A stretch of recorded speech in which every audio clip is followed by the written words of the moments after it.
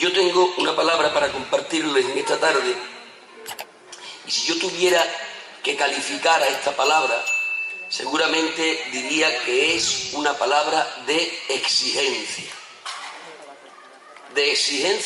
de parte del Señor. La Biblia nos enseña que debemos de predicar todo el consejo de Dios, y dentro de ese concepto global, evidentemente hay que predicar acerca de las exigencias de Dios. Sé que es mucho más agradable para nuestro oído predicar acerca de sus ternuras, de su misericordia, de sus segundas oportunidades, en definitiva, de su amor. Pero siendo eso una parte de la verdad, también hay otra, y en esta hay que predicar de asuntos que son menos agradables de escuchar.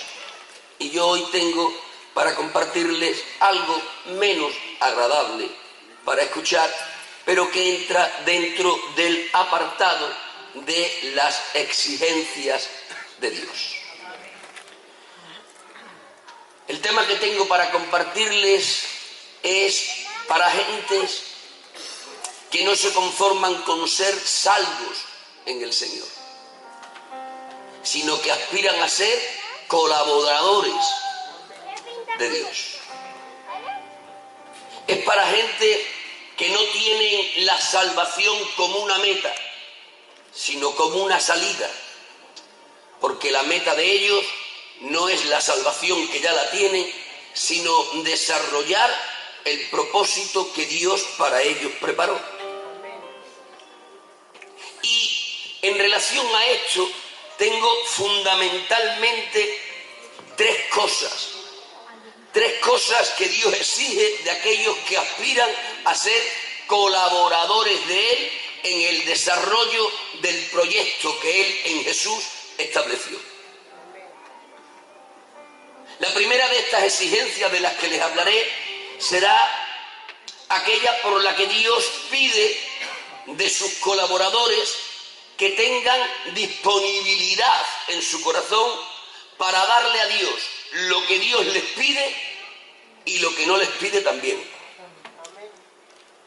La segunda exigencia de Dios para los colaboradores, y de la que vamos a hablar, va a ser aquella que se podía definir como que Dios pide o exige de sus colaboradores que reinterpreten la palabra santidad y que la empiecen a entender no solo como aquella que nos separa del pecado, sino que además nos separa de lo común.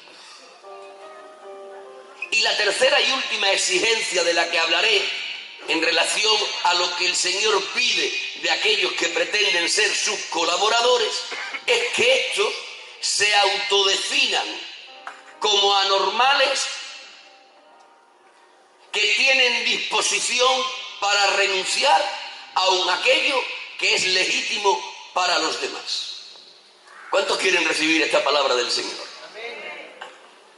Para hablarles de todo esto, voy a hacer uso de un texto, de una historia que se encuentra en el libro del Génesis, capítulo 24, y que es una historia preciosa que nos va a dar base suficiente para que, alegorizando esta historia, podamos estar hablando de estas exigencias de Dios.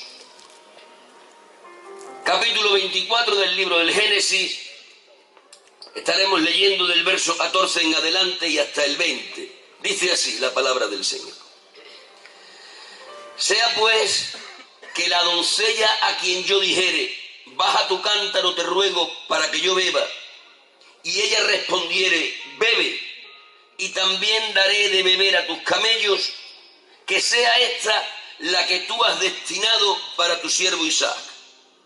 Y en esto conoceré que habrás hecho misericordia con mi Señor. Y aconteció que antes que él acabase de hablar, he aquí Rebeca, que había nacido a Betuel, hijo de Milca, mujer de Nacor, hermano de Abraham, la cual salía con su cántaro sobre su hombro. Y la doncella era de aspecto muy hermoso, virgen, a la que varón no había conocido. la cual descendió a la fuente y llenó su cántaro y se volvía. Entonces el criado corrió hacia ella y dijo: te ruego que me des a beber un poco de agua de tu cántaro. Ella respondió: bebe, señor mío. Y se dio prisa a bajar su cántaro sobre su mano y le dio a beber. Y cuando acabó de darle de beber, dijo: también para tus camellos sacaré agua, hasta que acaben de beber. Y se dio prisa y vació su cántaro en la pila y corrió otra vez al pozo para sacar agua y sacó para todos sus camellos. Amén. Que Dios bendiga su palabra en cada uno de nuestros corazones. Amén. Podemos tomar asiento y damos el mejor aplauso que tengamos a la palabra del Señor.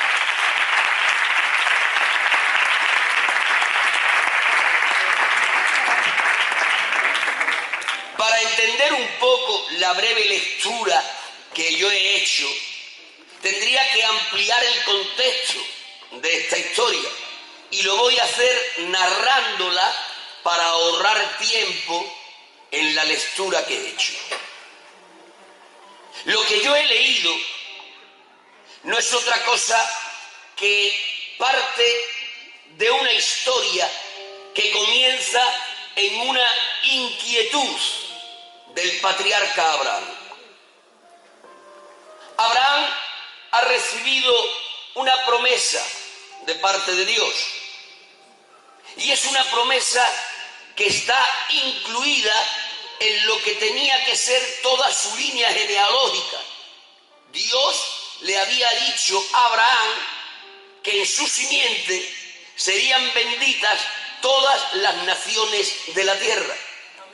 Es decir, que Dios le había dicho a Abraham que de su estirpe vendría el Mesías que traería redención universal. Esa promesa evidentemente no se iba a cumplir en el tiempo terrenal de Abraham. Abraham era consciente que la promesa tenía que estar transcurriendo por toda su línea genealógica, de padres a hijos, a nietos, a bisnietos, a tataranietos, hasta que se cumpliese en el día señalado por Dios.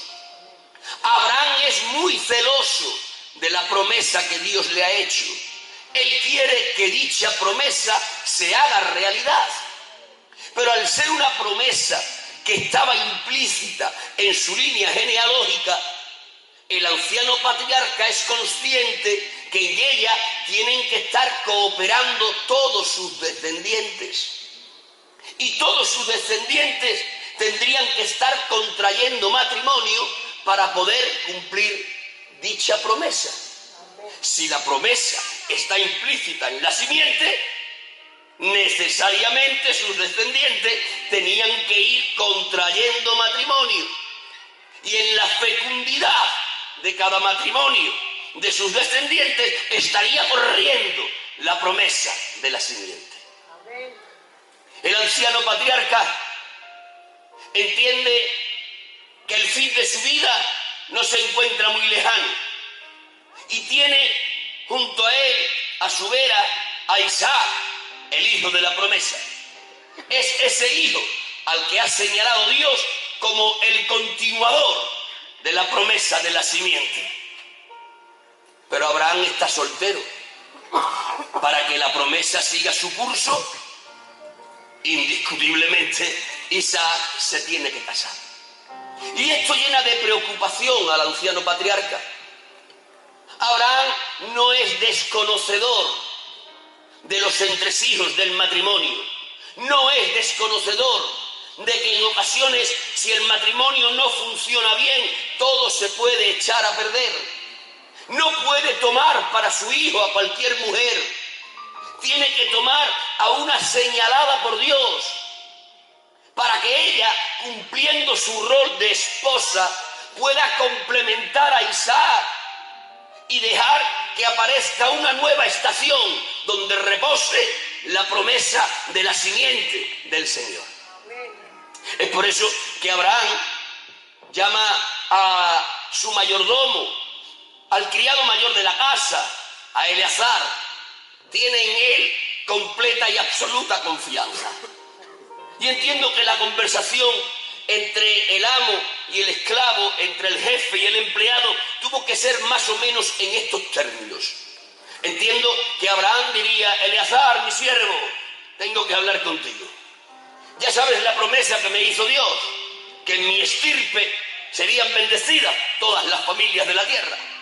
Y ya sabes que para que esa promesa se cumpla, tenemos que casar al niño, tenemos que casar a Isaac.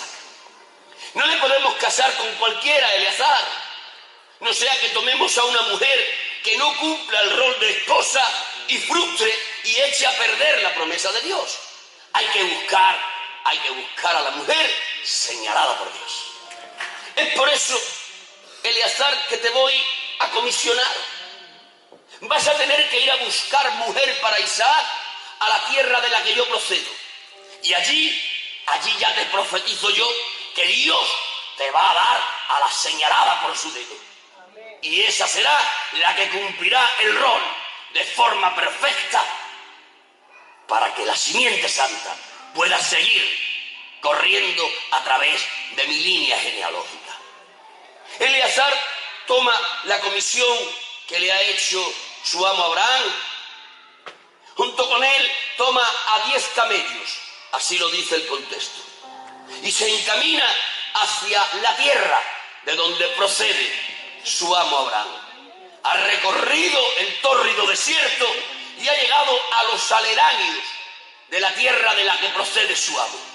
Y cuando está allí, Eleazar siente el peso de la responsabilidad de la comisión que se le ha entregado. Y no quiere fracasar. Eleazar lo quiere hacer bien. Y como lo quiere hacer bien, la primera determinación que toma el siervo de Abraham es orar a Dios. Cuando quieras hacer las cosas bien, lo primero que tienes que hacer es orar a Dios. Y Eleazar ha orado a Dios en estos términos: Dios de mi amo Abraham, ya sabes que me ha traído a este lugar. No quiero defraudar a tu siervo, mi amo. Quiero hacer bien la comisión que se me entregó. Para no equivocarme, te pido que la elegida por tu dedo sea la doncella que me dé lo que yo le pido y lo que no le pida también. Que la elegida por ti sea aquella a la que yo le pida agua para mí y me dé agua para mí, que es lo que le he pedido, pero además que dé agua para mis camellos, que es lo que yo no le pediré. Es decir, que la señal pactada en oración entre Eleazar y Dios es que la elegida como colaboradora tenía que ser aquella que tuviera disposición en el corazón para dar lo que Eleazar le pedía, agua para él, y lo que no le pedía también, agua para sus camellos. Y esta es la primera señal de los verdaderos colaboradores de Dios. Aquellos y aquellas que tienen disposición en el corazón para darle a Dios lo que Dios les pide y lo que no les pide también. Nada más que terminar de orar, Eleazar, Rebeca, que aparece.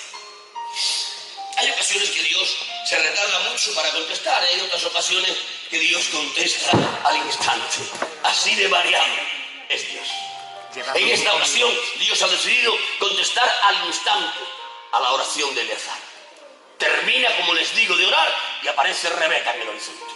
Ahí va, con su cántaro aquí en el cuadril. Y llega donde la fuente y llena su cántaro.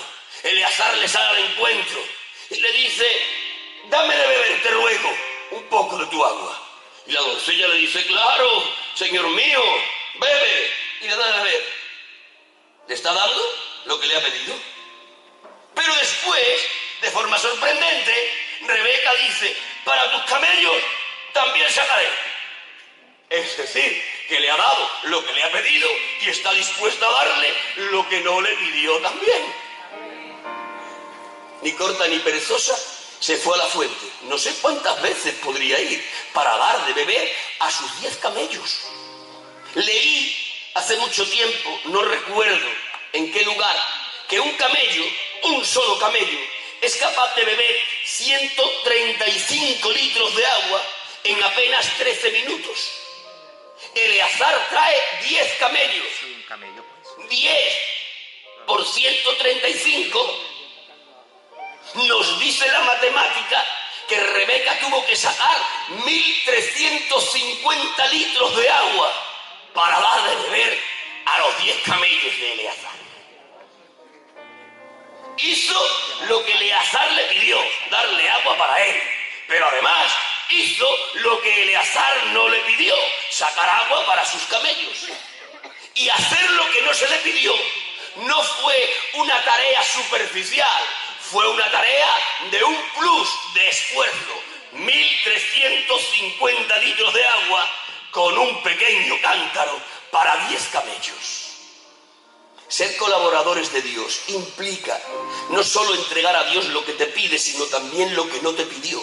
Pero esta segunda parte que te señala como colaborador no es tarea sencilla, es tarea que exige de ti un plus de sobreesfuerzo. ¿Cuántos me están empezando a entender desde ahí? Levantan por favor sus manos al cielo y gritan un poderoso y un vivo ¡Gloria a Dios! ¡Gloria a Dios! Tengo que empezar por decirte que Dios hoy está buscando a hombres y a mujeres que no se conforman con la salvación, sino que aspiran a entrar en el propósito de Dios. Dios está buscando a colaboradores que tengan disposición en el corazón para entregarle a Dios lo que Dios les pide y lo que no les pide también. Mirad, en esta historia, si pretendemos alegorizarla, tendríamos que decir lo que otros ya han dicho hace muchos años. Alegorizando esta historia, encontramos que Abraham representa a Dios el Padre, que Isaac representa a Dios el Hijo y que Eleazar representa al Dios Espíritu Santo. Si Abraham representa al Padre, Isaac representa al Hijo y Eleazar representa al Espíritu Santo, decidme, ¿a quién representa Rebeca? Indudablemente, Rebeca representa a la iglesia.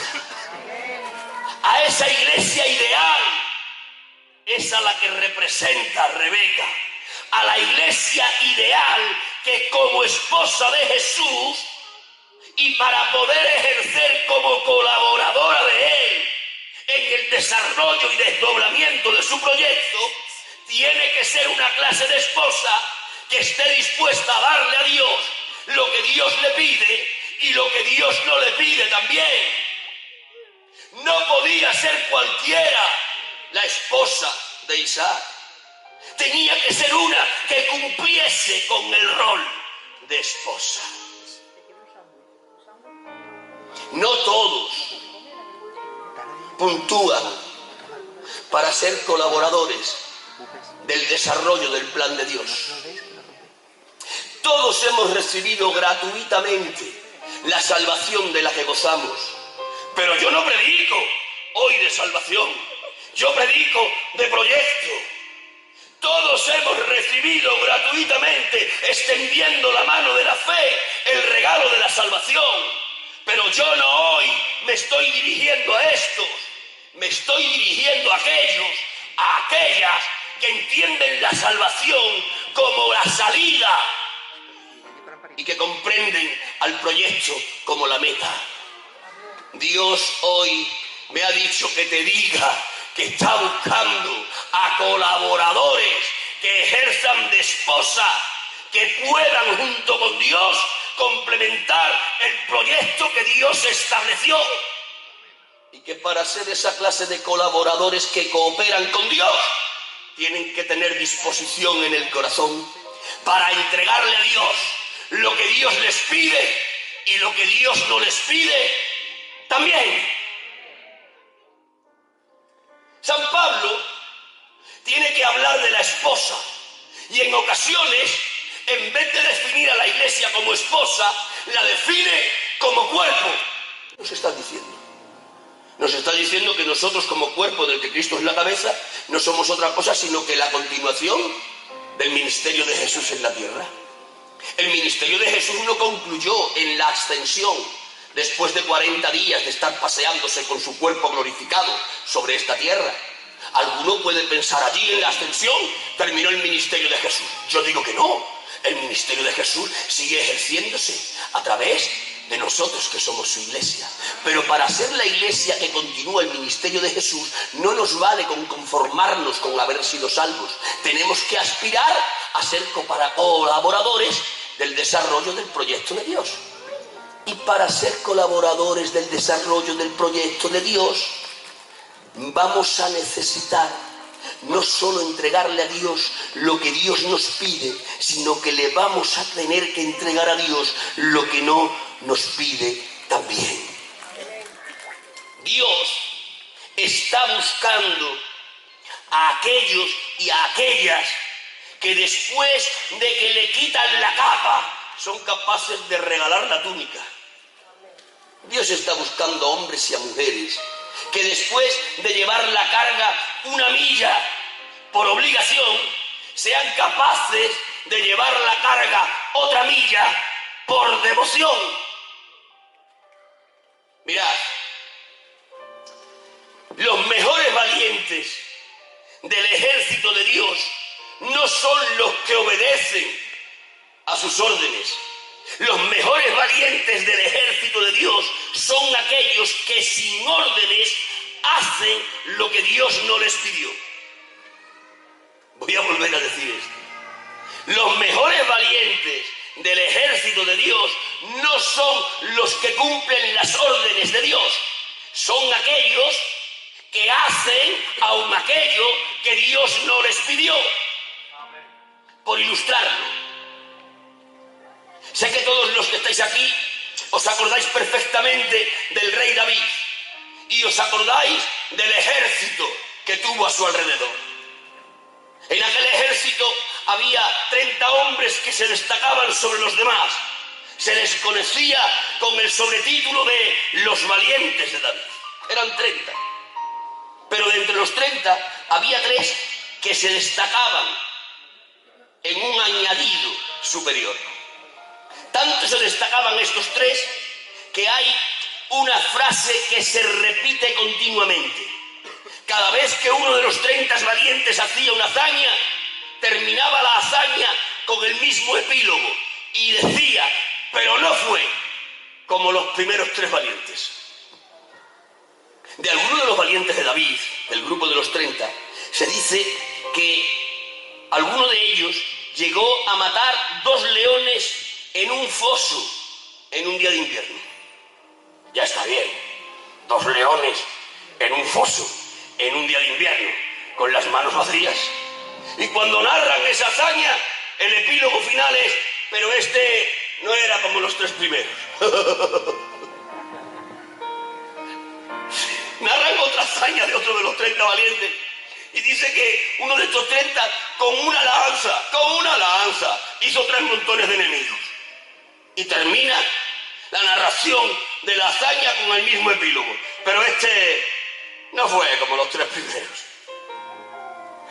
Hay de otro que dice que hizo una hazaña tan renombrada que quedó en el libro sagrado, que defendiendo un campo de lentejas lo defendió con tanto ahínco que la espada y la mano se hicieron una sola.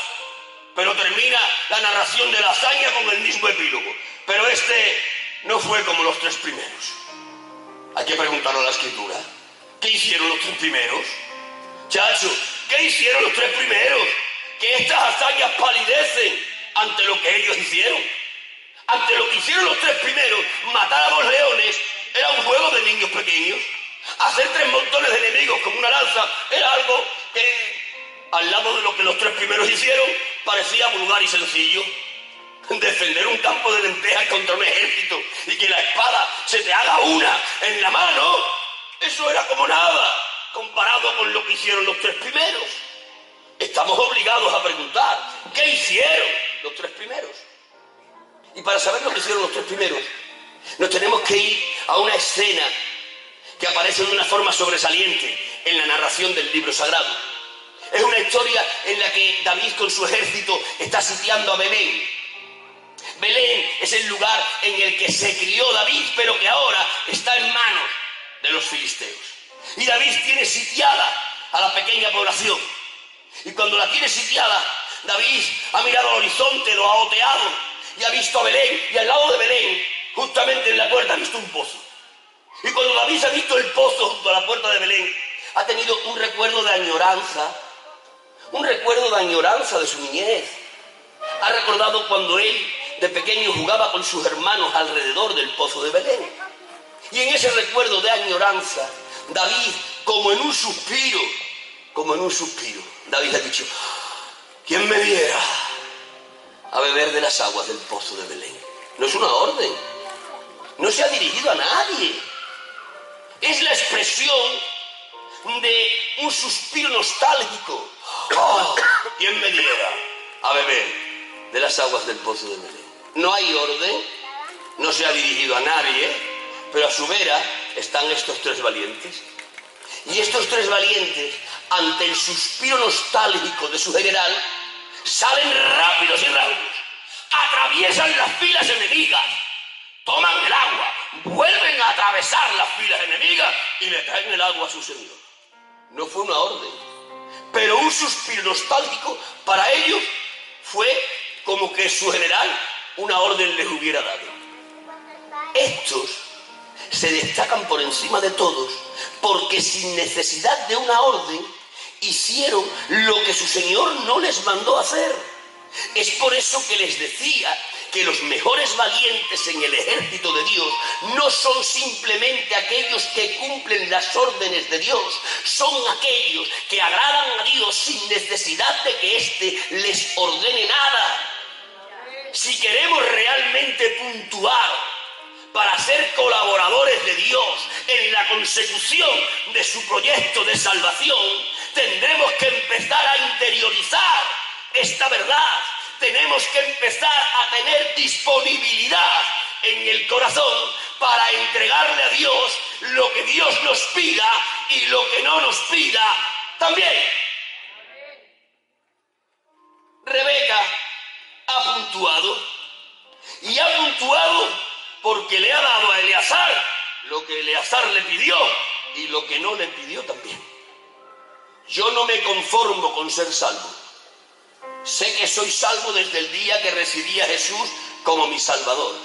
Si hubiera muerto un segundo después, hubiera despertado en el reino celestial de Dios. La salvación para mí no es una meta. La salvación es una salida. La meta que tengo en mi horizonte no es otra cosa que ser colaborador de Dios en el proyecto de salvación que Él estableció.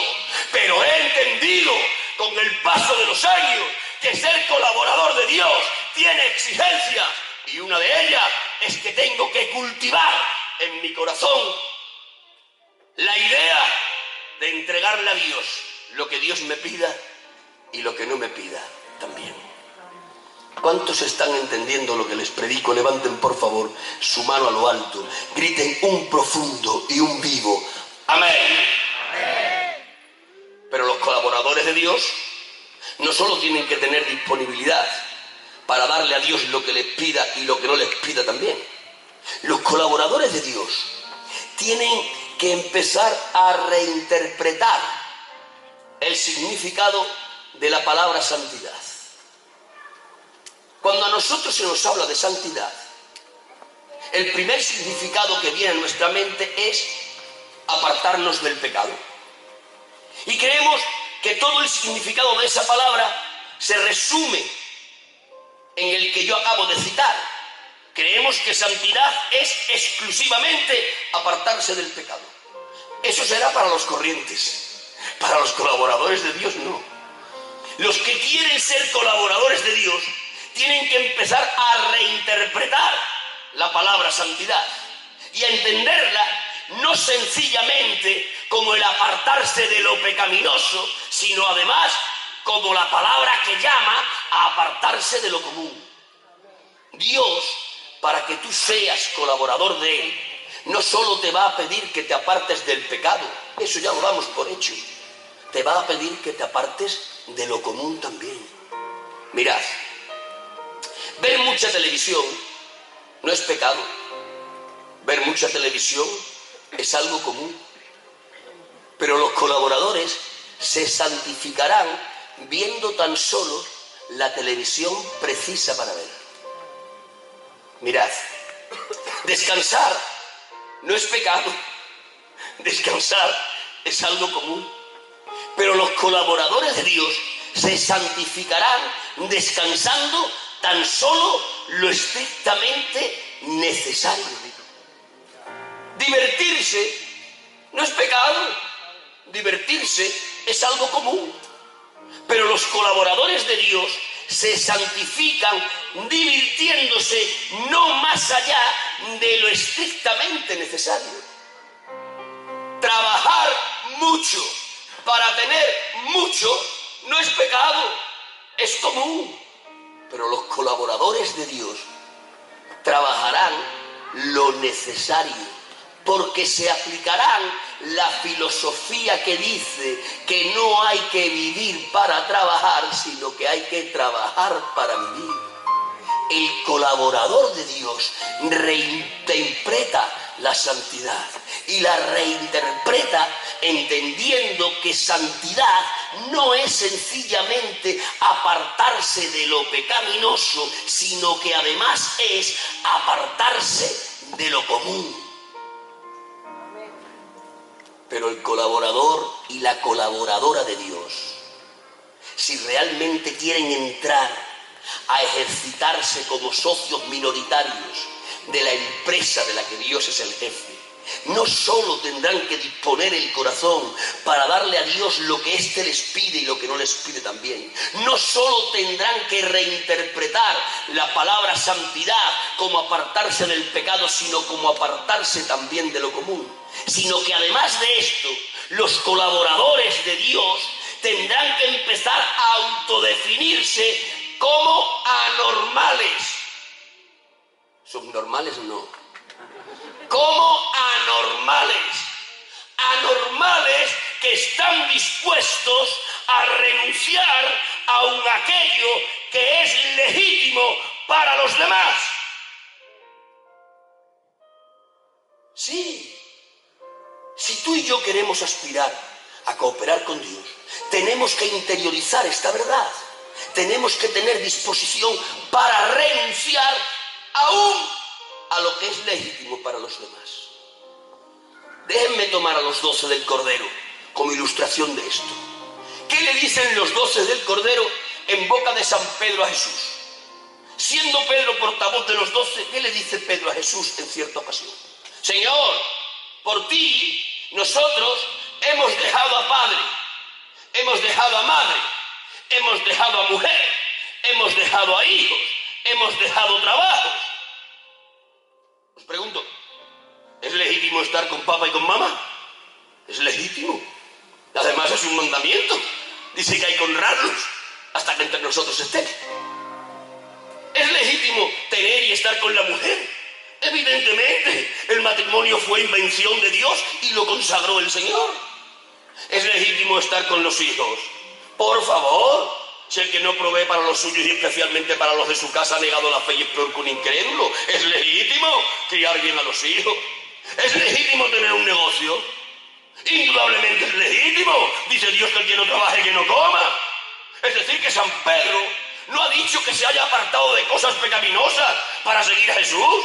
San Pedro, como portavoz de los 12, le ha dicho: por ti, por tu causa, por tu proyecto, por ser colaboradores tuyos, hemos dejado a padre, hemos dejado a madre, hemos dejado a mujer, hemos dejado a hijos y hemos dejado negocio. ¿De qué está hablando San Pedro?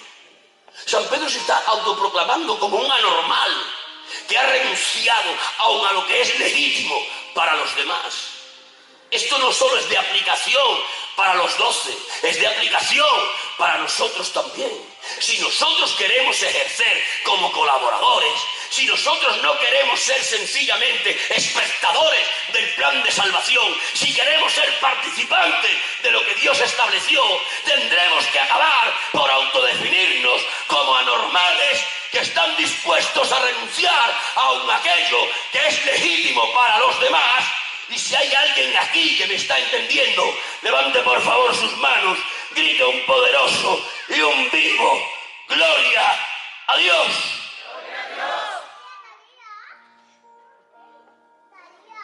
Estos renunciaron aun a lo legítimo por ser colaboradores de Dios. Dice el Señor en cierta ocasión, algo que es difícil de entender. Dice en cierta ocasión el Señor, obras mayores que yo haréis. ¿Mintió Jesús? ¿Se equivocó? ¿Puede tener esto una interpretación escondida que nosotros desconocemos? Me temo que no. Ni mintió, ni se equivocó, ni su expresión tiene una interpretación profunda que nosotros desconocemos. Dijo lo que dijo, nos cuesta aceptarlo o no, pero Jesús dijo, obras mayores que yo haréis. Obras mayores que tú. Jesús resucitó a 3 muertos que sepamos. Resucitó a la hija de Jairo, al hijo de la viuda de Naín, y resucitó a su amigo Lázaro después de 4 días muertos. A 3 resucitó que sepamos. Cuando Jesús dice obras mayores que yo haré, ¿está diciendo que podemos nosotros resucitar a 4? Jesús andó una vez sobre el agua. ¿Está queriendo decir con eso que nosotros quizás podamos correr en vez de andar sobre el agua? Obras mayores que yo haréis. Por 2 veces el Señor multiplicó panes y peces para dar a una multitud de 5.000 y después a otra de 4.000. ¿Quiere decir eso que nosotros podremos multiplicar panes y peces en vez de 2, 3 veces? El Señor Jesús limpió a un sinfín de leprosos, hizo caminar a un sinfín de paralíticos, le dio la vista a un sinfín de ciegos y el oír a unos cuantos de sordos. ¿Quiere decir eso que nosotros podremos multiplicar por 2 todo esto que Él hizo? Aparentemente esto es lo que dice el Señor.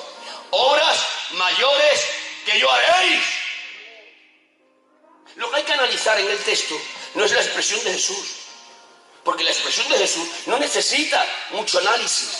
Lo que hay que analizar en ese texto es a quién se dirigió Jesús cuando dijo obras mayores que yo haréis. Y los receptores de esta palabra fueron los 12 que tenían a San Pedro por portavoz. Los receptores de esa palabra son aquellos que dejaron a padre, a madre, a mujer, a hijos y a negocios por ser colaboradores del proyecto de Jesús. Es a ellos a los que les dice obras mayores que yo haréis. Esto no es para todos, esto es para algunos. ¿No sois vosotros conscientes de que en cuanto al amor de Dios somos todos iguales, pero no en cuanto a los premios del Señor? ¿No dice la doctrina de los juicios divinos que hay un juicio al que se le llama el tribunal de Cristo, que está dirigido especialmente a los creyentes? No es un juicio para condenación ni para salvación. Todos los que entran en ese tribunal ya son salvos. ¿Para qué sirve entonces ese tribunal? Para premiar las obras de aquellos que ya fueron salvos. Esto nos está diciendo que Dios no nos evalúa a todos iguales. Como receptores de su amor no hay diferencia. Estamos todos en la misma medida, pero después Dios a cada uno recompensará conforme a la obra que hizo en su estado de salvación. Lo que te quiero decir es que Dios no te salvó para salvarte. Dios te salvó para que en tu estado de salvo te convirtieses en un colaborador de la extensión del reino que Él estableció. Y si hay alguien que me entiende, levanten sus manos, griten ¡gloria a Dios! Hay algo más. que hacer del Evangelio un teatro donde me siento para que sean los demás los que vengan a actuar. Dios cuenta contigo. ¿Alguno podrá decir conmigo? ¿Conmigo también? Sí, contigo también. La salud de un cuerpo se evalúa porque cada miembro realiza la función para la que Dios le creó. No hay un miembro inútil en un cuerpo sano. Y el cuerpo de la iglesia es un cuerpo sano. ¿Por qué? Porque lo parió Dios por Jesús en el Calvario. Y lo que Dios da luz tiene sanidad. El último cabello de la cabeza, todos los miembros del cuerpo tienen utilidad, tienen diseño, tienen potencialidad para hacer aquello para lo que Dios los salvó. No te puedes escudar en decir no sé, no te puedes escudar en decir no valgo, no te puedes escudar en decir soy pequeño. Te equivocas tú porque Dios no se puede equivocar. Si Dios te injertó por el nuevo nacimiento en lo que es su cuerpo, es porque te dio potencialmente todo lo que necesitas para hacer aquello que te encomendó. No estoy hablando para párvulos, estoy hablando para universitarios. El tiempo de los rudimentos en el Evangelio se nos terminó. Tenemos que empezar a crecer académicamente en la lectura del plan de Dios. Y tienes que entender que no has sido llamado a vivir en la quietud del cristianismo, regodeándote en que eres salvo, disfrutando de decir qué culto hemos tenido. Dios te ha llamado a que cumplas el rol que Él te llamó a cumplir. Dios te ha llamado a que seas un colaborador en la extensión del reino que Él por Jesús estableció. ¿Cuántos de aquí saben que la ineficacia de la Iglesia está restando efectividad al sacrificio de Jesús? No creo en la salvación tal como la entendía Calvino. No creo que la cruz sea exclusivamente para los elegidos. Creo que la cruz es para todos. Creo que en la cruz hay potencialidad para dejar el infierno vacío y llenar hasta lo tope los cielos.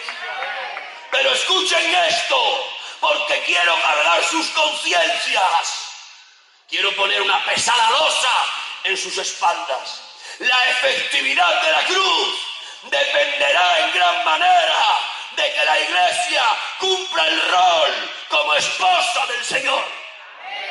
Una Iglesia que cumple su cometido hace más efectiva a la cruz del Calvario.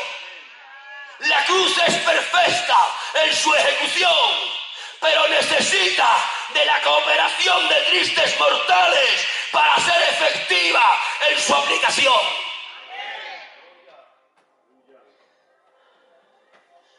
Le dice Jesús a los apóstoles, en el epílogo de su ministerio en la tierra, le dice él a los apóstoles, está a punto de ascender al cielo, lleva 40 días con su cuerpo glorificado, teniendo una charla con los apóstoles acerca del reino de Dios.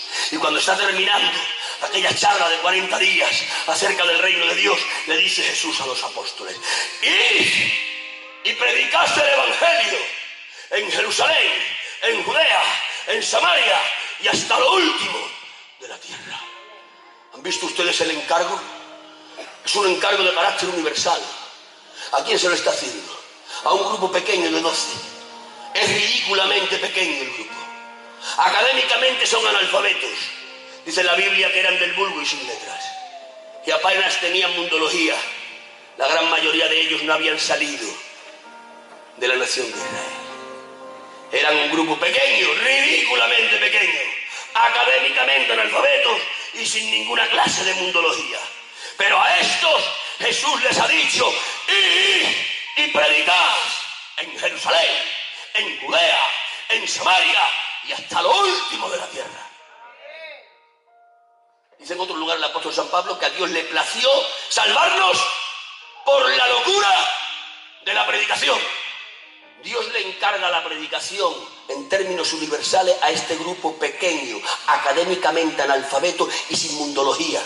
A ellos les encarga la predicación universal. ¿Por qué? Porque Jesús entiende que su obra perfecta de la cruz, para que sea efectiva en su aplicación, necesita de esos tristes mortales que vayan proclamando la historia de la cruz.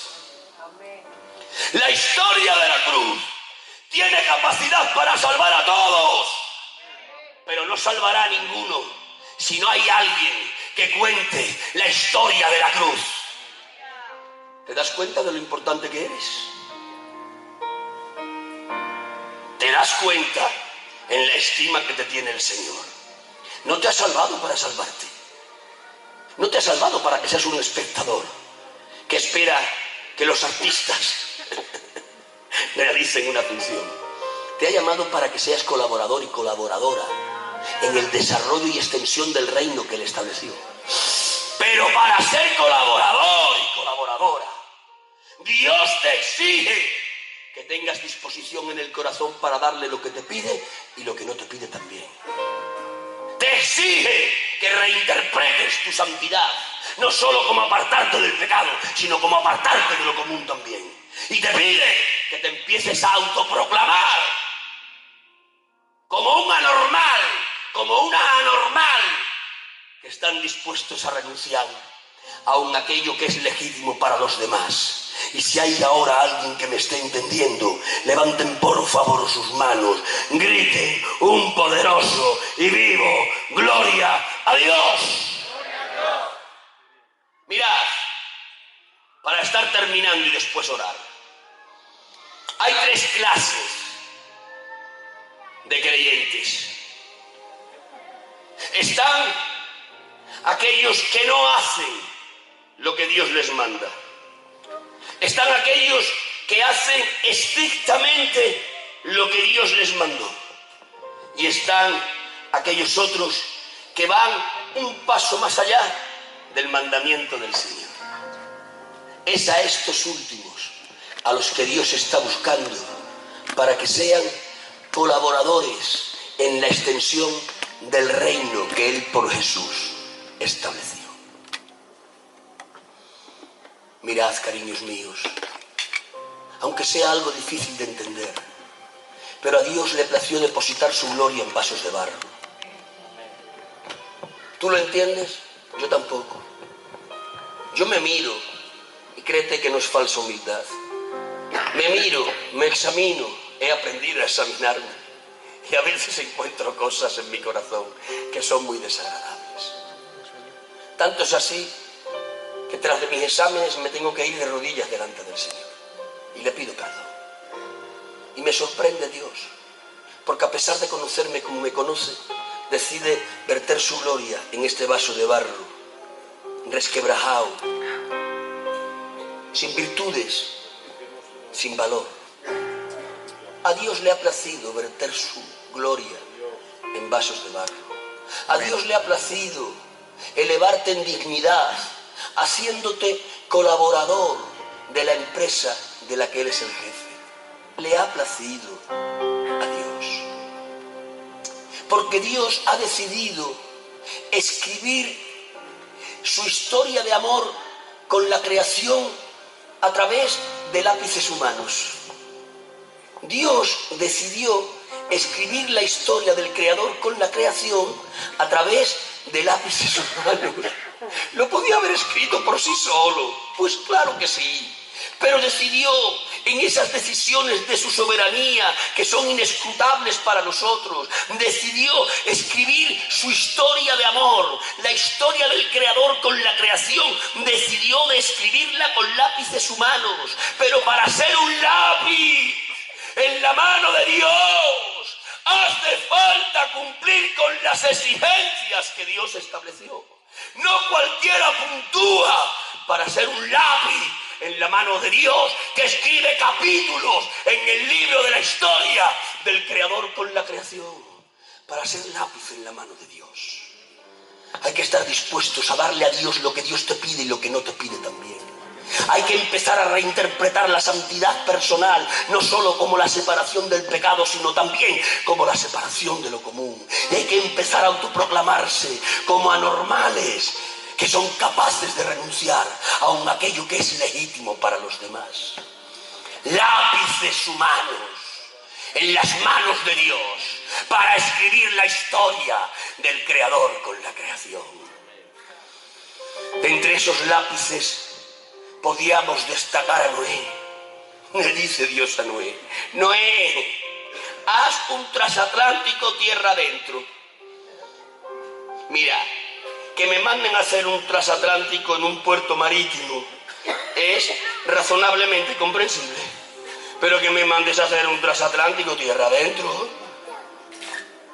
Le mandó a hacer un transatlántico tierra adentro y le añadió en el mandamiento: porque ese transatlántico acabará navegando, no irá al mar, el mal vendrá a él. Dice, va a pasar una cosa, Noé, que nunca ha pasado. Me voy a inventar algo que todavía no he creado. Voy a crear el ciclo hidrológico. No lo tengo creado, pero lo voy a crear. Va a llover. ¿Yo qué? Dice, llover. Dice, créetelo, Noé, que mientras que llueve y que no llueve, tú ves haciendo un transatlántico. Ves buscando animales de todas las especies y ves predicando la locura de que va a pasar algo que nunca ocurrió. Y Noé ocupa 100 años en preparar un transatlántico tierra adentro, en buscar animales y en predicar algo irrazonable porque nunca había ocurrido. ¿Por qué Noé fue un lápiz en la mano de Dios que escribió capítulos en el libro de la historia del Creador con la creación?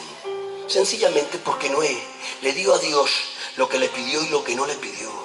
Sencillamente porque para Noé la santidad no solo era apartarse del pecado, sino de lo común también. Sencillamente porque Noé se autoproclamó como un anormal que renunció incluso a lo que era legítimo para los demás. Pero si salgo de Noé y entro a ver al patriarca Abraham, Abraham es un lápiz en la mano de Dios que escribió otros cuantos capítulos en el libro de amor del Creador con la creación. Abraham era un adorador del dios lunar, como le había enseñado su padre Taré. Pero un día salió a pasear y paseando se encontró con Dios, con el de verdad. Y el Dios de verdad le dijo a Abraham: el Dios de tu padre es una mentira, es una invención. Yo soy el verdadero Dios. Yo hice el cielo y la tierra, yo hice el mar y el universo. Y Abraham se lo creyó. Y después de creerle a Dios verdadero, hicieron un pacto entre el Creador y la creación. Hicieron un pacto entre Dios y Abraham. Y le dijo a Abraham: si dejas tu tierra y tu parentela y vienes a una tierra que yo te voy a enseñar, te voy a hacer padre de multitud de gente. Van a salir reyes de tus lomos y algo mejor, en tu simiente va a haber una bendición universal. Y Abraham le dijo: pues vale, ¿a dónde hay que firmar? Y firmó. Abraham no era un mangante cualquiera en Ur de los Caldeos. Ur de los Caldeos era parte de la primera civilización mesopotámica. Dicen los últimos descubrimientos arqueológicos que en la primera civilización mesopotámica ya había lo que eran carreteras de 2 sentidos. Tenían autovías ya. Dicen que habían edificios de 2 plantas, ya tenían dúplex. Pero que además dominaban la escritura cuneiforme y tenían bibliotecas, nivel académico. Y en mitad de esa civilización tan avanzada, Abraham y Sara eran de la Yesed. Sara se llamaba Sarai, cuyo significado es princesa. Eran príncipe y princesa en aquella civilización, vivían en la Yesed. Pero ahora Abraham, después del encuentro con Dios, llega donde Sara, le dice: oye Sarai, que mira, que me he encontrado con el Dios verdadero, que el que dice papa es un embustero, que no es el Dios ni es nada. Pero el verdadero, el que hizo el cielo, la tierra, el mar, el universo, me he encontrado con él. Escucha, chacha, que además hemos hecho un pacto. Que dejamos todo la Yesé, que dejamos la tierra, la parentela, que dejamos aquí donde somos personas de alto standing, y me ha dicho Dios que nos vayamos a ser unos beduinos en el desierto. Dice, ¿y a cambio de qué? Dice, a cambio de una tierra que dice que me va a dar. Y a cambio te dice que nos va a hacer papá. Y a cambio que te dice que van a venir reyes de nuestra chimpe. Y a cambio de que hay una bendición universal en mi simiente. Y Sara le dice: bueno, vale, pues nos vamos. ¿Sabe de dónde van a salir, no? De Ur de los Caldeos, pues nos vamos. Dice: oye, Abraham, una cosa, ¿a dónde vamos? Dice: no lo sé. ¿Ustedes han visto algo más estúpido que un viaje en el que uno sabe de dónde sale pero no sabe a dónde va? Cuando uno va de viaje sabe dónde sale pero sabe dónde va. Pero el viaje de Abraham es tan estúpido, es tan fuera de razón, que Sara le pregunta, ¿a dónde dices que vamos? Salimos de Ur, pero el destino, dice, el destino no lo sé. El autor de los Hebreos nos cuenta esto. Dice, y salió sin saber a dónde iba. Fue un lápiz en la mano de Dios, claro, vamos. Y tú también quieres ser un lápiz, ¿no? Yo, pero ser un lápiz. Claro, qué bonito Abraham, ¿eh? Yo quiero ser como Abraham, ¿eh? Yo también, Abraham, yo lápiz también, claro. Pero es que el lápiz tuvo que pagar un precio. Es que el lápiz le tuvo que dar a Dios lo que le pidió y lo que no le pidió. Es que el lápiz tuvo que reinterpretar la santidad, no como la apartación del pecado, sino de lo común. Es que el lápiz tuvo que autoproclamarse como un anormal que renunciaba a lo que era legítimo para los demás. Pero no solo les puedo hablar de Noé y de Abraham, les podría hablar de Jacob, de este con el que todo el mundo se ha metido. Todo el mundo se ha metido con Jacob, chacho. Pero yo un día salí a defenderlo. Todo el mundo dice, el Jacob, el embustero, el Jacob, el suplantador, el Jacob, el carnal. Yo digo, ¿qué va? Jacob no era embustero, ni suplantador, ni carnal.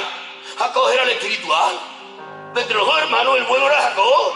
A ver, buscar en la Biblia si Dios dice algo malo de Jacob. Pero buscar en la Biblia, a ver qué dice Dios de Esaú.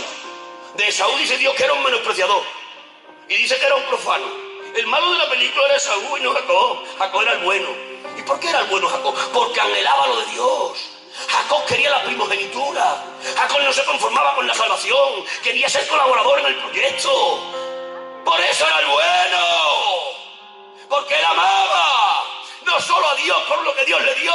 Él amaba a Dios porque quería entrar a ser participante de la aventura con su Dios. Y aquello le costó 20 años de destierro. La amenaza de muerte de su hermano. No ver a su padre y reencontrarse con él cuando ya era ciego. ¿Pago un precio? Oh, yo también quiero ser Jacob. Ah, claro. Pues pasa por taquilla. Pero no solo podría hablarles de Noé y de Abraham y de Jacob. Podría hablarles del bendito de José. El bendito de José. Conozco a un gitano que tiene un mensaje de José que se te caen los palos del chozo. El bendito de José. Ese José bendito. Ese José bendito que anhelaba tanto lo de Dios, que tenía revelaciones. ¿Cuáles eran las revelaciones de José? Las revelaciones de que era salvo. Esas eran las revelaciones de José. Ahora tengo una revelación que ya soy salvo. Y voy al culto. Y me siento en el culto. Y a ver quién predica. Y a ver quién canta. Y a ver quién lo hace mejor. Y hoy no me ha gustado el culto. Otro día saliendo, a ver qué culto hemos tenido hoy. Esa era la revelación de José, no. Las revelaciones de José tenían que ver no con la salvación de Dios, sino con el proyecto de Dios para él. José era colaborador. José no se conforma con la salvación. José quiere el propósito. José no tiene la salvación como una meta, sino como una salida. La meta para él es ser colaborador del proyecto que Dios para él estableció. Pero ¿qué le costó aquello a José? Le costó que sus hermanos le despojasen de la túnica, que le vendiesen como esclavo. Le costó una cárcel sin hacer nada. Y le costó el olvido del paradero desagradecido. Le costó un sinfín de vicisitudes malas y amargas. ¿Por qué? Porque le dio a Dios lo que Dios le pidió y lo que no le pidió también. Porque reinterpretó la santidad, no solo como apartarse del pecado, sino de lo común. Porque era un anormal que renunció incluso a aquello que era legítimo para los demás. Pero podría seguir hablándoles, además de Noé, Abraham, Jacob, José, podría hablarles de Ruth. Que no nos tachen de machistas, vamos a incluir también al género femenino. Podría hablarles de Ruth. ¿Se acuerdan de Ruth? Tiene a la cuñaica, es Orfa, y tiene a la suegra, que es Noemí. Ya sabéis, han perdido a los maridos, las dos niñas jóvenes y la vieja también, y se tienen que regresar. Y las dos jovencitas, las cuñadas, pues se van detrás de la suegra. La suegra, una mujer de talento. Se vuelve y le dice, hija mía, no hay necesidad que vengáis conmigo, soy ya muy mayor. Y aunque tuviera marido, que no lo voy a tener, que ibais a esperar a que el niño creciese, que no lo voy a tener tampoco. Está bien, demasiado habéis hecho por los difuntos. Dadme un beso cada una y volveos a vuestra tierra con vuestros padres. Rehaced vuestra vida, una mujer de talento. ¿Orfa qué hace? No estrictamente necesario. Yo no critico a Orfa, no critico. Digo que Orfa fue una milla. No estaba preparada para ir una milla más. Orfa fue a la milla de lo legal. no era capaz de ir a la milla de lo devocional. Orfa entiende que su suegra dice verdad y se va y le dice, venga la tita, ay la tita, ay te queda, el besico, para casa. Pero que no la critico. Pero Orfa era de las del culto. Orfa era la que hacía lo estrictamente necesario. Orfa era la que quería el mayor rédito al menor esfuerzo, porque esa es la filosofía de hoy en la iglesia, el mayor rédito al menor esfuerzo. Porque hemos caído en las garras del bienestar social, porque hemos perdido el espíritu de sacrificio. Esa era Orfa, hacía lo estrictamente necesario. Pero, ay Dios, pero Ruth era distinta. Ruth sigue caminando tras de la suegra, le dice a la suegra, ¿pero qué haces, corazón? ¿No te has ido con tu cuñada? Dice, no me pidas que me vaya, no me pidas que te deje, que tu tierra será mi tierra, que tu Dios será mi Dios, y que donde te entierren a ti, allí que me entierren también a mí. Esa ya no es la milla de la obligación, esa es la milla de la devoción. Dios no está buscando a otra clase de mujeres. Dios no está buscando a Orfas, tiene muchas de estas. Dios está buscando a gente como Ruth, a mujeres que sean capaces de ir una milla por obligación, pero una milla más por devoción. Mujeres que sean capaces de darle a Dios lo que Dios les pide y lo que no les pide también. Mujeres que reinterpreten la santidad, no como la separación de lo pecaminoso, sino como la separación de lo común. Mujeres que se autodefinan como anormales, que están dispuestas a renunciar a aquello que es legítimo para los demás. ¿Quién me hablará de Moisés? Ese lápiz precioso en la mano de Dios que escribió 5 libros del libro sagrado del Señor Moisés. ¡Qué grande es Moisés! Dios de mi vida. Ves a Moisés y dice, yo quiero ser Moisés. Ah, ¿quieres ser Moisés? Ven, te voy a contar el precio que tiene ser Moisés. Dice la Biblia que Moisés menospreció los deleites del palacio de Faraón para abrazar el vituperio del pueblo de Dios. Dios de mi corazón. Moisés era nieto adoptivo de Faraón, el Trump de aquel tiempo, el hombre más poderoso que había en la tierra. Era hijo adoptivo de la hija de Faraón. Había sido enseñado en toda la sabiduría de los egipcios. Era general del ejército más grande que había en el mundo. Tenía un gran horizonte, pero no fue capaz nunca de sacar de su conciencia la raíz de la que venía. Su madrecita que hizo de nodriza, mientras que la amamantaba, le decía, Moiselico, corazón, Moiselico, la mama, no te olvides nunca, tú no eres egipcio, tú eres de Israel. Moiselico, la mama, yo no soy la nodriza, soy la mama de verdad. Moiselico, corazón, acuérdate, no perteneces a ese pueblo, perteneces al pueblo de Dios. Y aquello en su conciencia no lo dejaba vivir. Gozaba con los deleites de palacio, gozaba, pero había algo en su conciencia, madre. Dice, y menospreciando los placeres del palacio, se fue y abrazó el vituperio de Dios. Dejó de ser un príncipe para ser un esclavo. Dejó de ser un hombre que lo tenía todo para ser un hombre que pisaba barro y hacía ladrillo. Era uno que le dio a Dios lo que Dios le pedía y lo que no le pedía también. Era uno que reinterpretó la santidad no como la separación del pecado, sino de lo común. Era uno que se autoproclamó como un anormal que estaba dispuesto a renunciar a aquello que era legítimo para los demás. Pero además de Noé, de Abraham, de Jacob, de José, de Ruth, de Moisés, tendría que hablarles de Ezequiel, tendría que hablarles de Jeremías, tendría que hablarles de Daniel, tendría que hablarles de San Pablo. ¡Qué lápices en las manos de Dios! Le dice Dios a Ezequiel, Ezequiel, a ver Ezequiel, aquí es su Dios. Escucha lo que te digo, se va a morir la mujer, la compañera se te muere. Rápido, se te va a morir. Dios nos guarde de todo lo malo, ¿no? Era una niña joven, el que iba para sacerdote, que Dios le hizo ser profeta, ¿no? Pues ya está bien, ya me has cambiado el curso, ya vale, ¿no? No, para Dios le dice, escucha, que se muere. Que se muere y te dice que se va a morir. Dice, más te digo, de que se muera, no te pongas luto. No te hagas tonsura en la barba. No se te ocurra suspirar. Os digo yo, ¿es legítimo ponerse un lutico por la compañerica? ¿Es legítimo suspirar? Hombre, tendrás que suspirar, ¿no? Chacho, ¿es legítimo o no? ¿Es legítimo?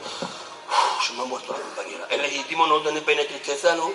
Pero Dios le dice, no, escucha, para ti no. Ni suspire siquiera. Pero hombre, ¿cómo no voy a suspirar? ¿Suspirar es legítimo, no? Dice, sí, para los demás, para ti no. ¿Por qué para mí no? Dice, porque tú eres un lápiz en la mano de Dios que escribe capítulos. en el libro de amor del Creador con la creación. ¿Quieres ser colaborador? ¿Pero qué me decís de Jeremías? Jeremías es mocito, es mocito. ¿Sabéis que Jeremías era mocito? Era mocito. Chachi, como todos los mocitos tenía aspiraciones por casarse. ¿Cuántos mocitos hay aquí?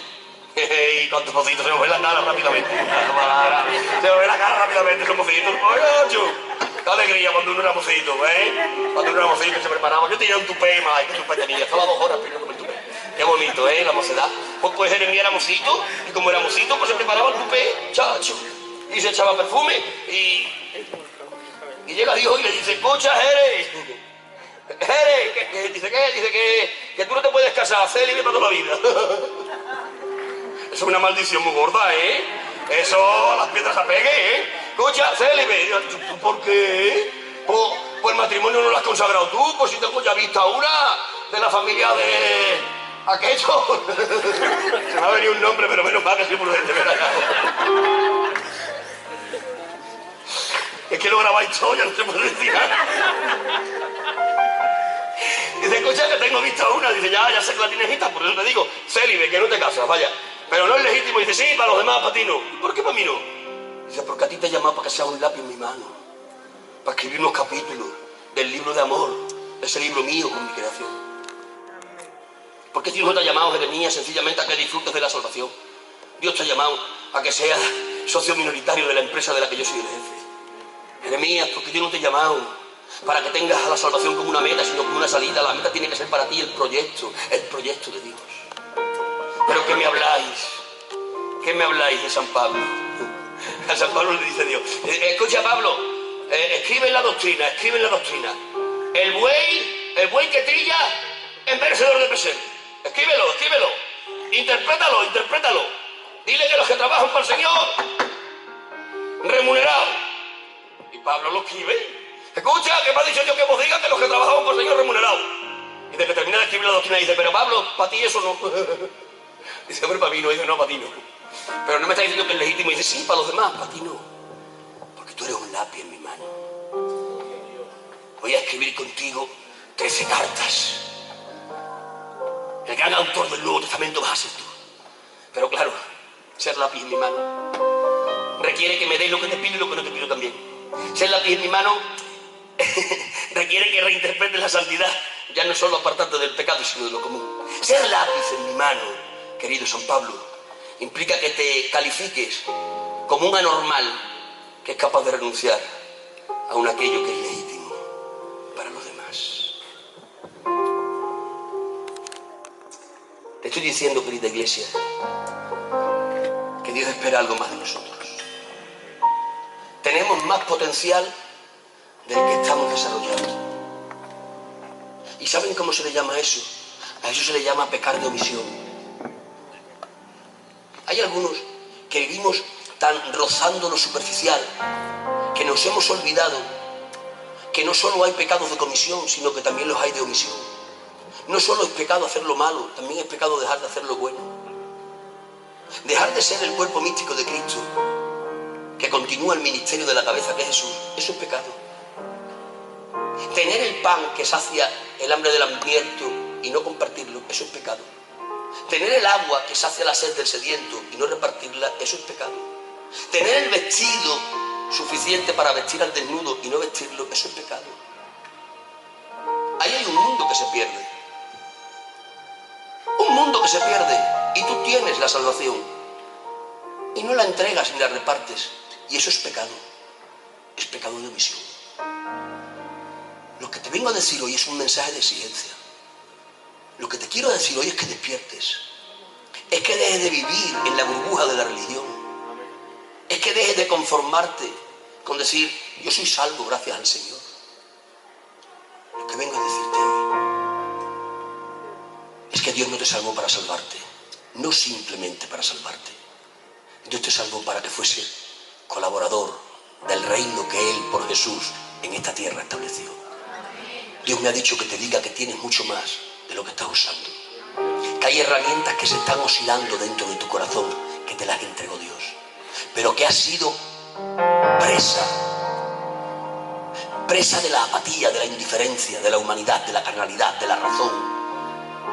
de naturalizar todo. Y Dios me dice hoy que te diga que nosotros no somos parte de este mundo natural. Nosotros vivimos en este mundo, pero no pertenecemos a él. Aquí somos peregrinos, nuestra ciudadanía está allí. Nosotros somos la prolongación del ministerio de Jesús. Nosotros somos la voz de Dios en la tierra.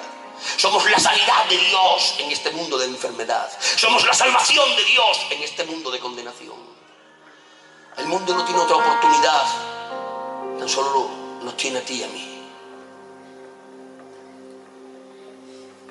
Sé que algunos estáis pensando, pero ¿cómo pretendes que nosotros tengamos el nivel de Noé, o de Abraham, de Isaac, o de Jacob, de David, o de San Pablo? No pretendo que tengamos ese nivel. Pero sí que todos podemos ser aquel anónimo que puso todo lo que tenía.